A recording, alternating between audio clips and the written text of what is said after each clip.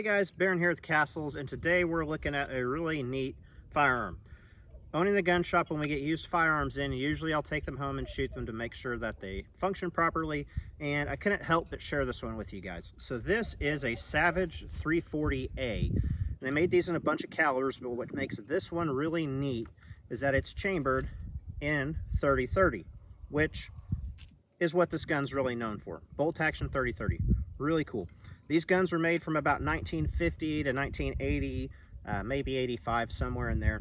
This one, according to the date code on top, was made in 1954 from what I can gather.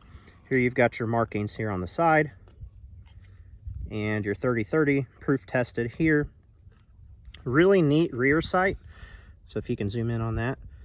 The rear sight actually adjusts in elevation with this wheel, which is pretty intuitive. I like this a lot more than the traditional sliders that run underneath these.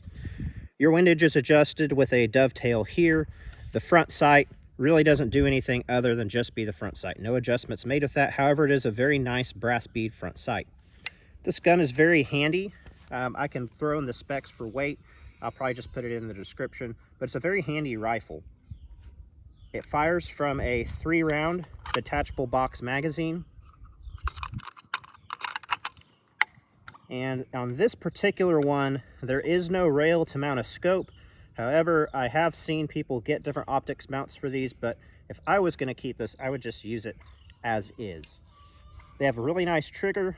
Your safety is here, so that's safe. You push it forward, you're now on fire. And we'll give you guys kind of a picture of what the sight looks like, although sight pictures are hard to show on camera. But really nice sighted gun, very well machined. These were never a high dollar gun, although they had high grades, but this one's just a standard model, good quality. They're really neat, and you don't see them very often. Now, they're not super collectible, but if you like hunting rifles, I really recommend these. So let's go ahead and put some rounds through it. Make sure we are clear, which I did prior to filming as well. Take our magazine out, load 3 rounds. These are reloads, not my reloads, so we'll see how this goes. Now, if I was gonna hunt, I would put one in the chamber, that way I have a full magazine. Gun is on safe.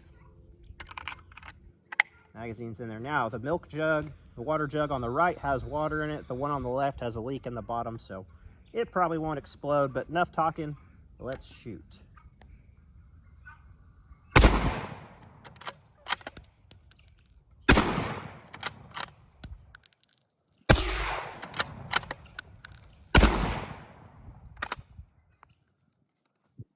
There we go. Right as the guineas walk into the front of the range. Wouldn't be a shame if one of them went missing though.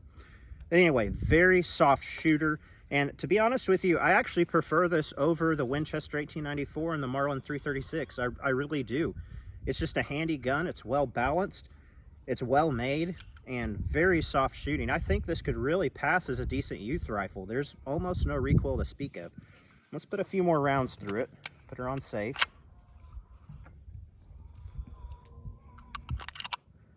One thing I have noticed is you don't have to really work the action super hard, but you do have to be pretty deliberate about it. It's not as smooth as like a modern bolt action. It won't eject those cartridges once they're spent unless you give it just a little bit of authority. So, load it up. Here we go. If you want to get kind of from the side here.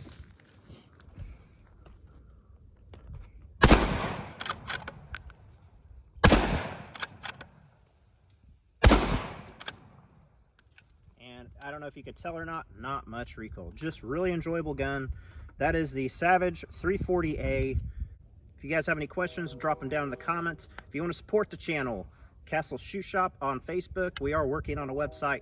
We'll get there eventually, but you can call us or check out our Facebook page. Thanks, guys. Have a great day.